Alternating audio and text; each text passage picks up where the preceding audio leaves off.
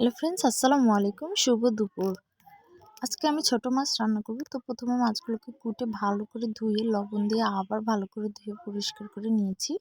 এখন একটা কড়াইতে আমি দিয়ে দিলাম আদা, রসুন, জিরে সব কিছু বেটে কিছুক্ষণ ভালো করে ভেজে নিচ্ছি। তারপর কিছুক্ষণ ভাজা হয়ে গেলে এখন আমি দিয়ে দেবো পরিমাণ মতো হলুদ, মরিচ, স্বাদ মতো লবণ। মরিচের গুঁড়োটা আমি একটু কম দিয়েছি।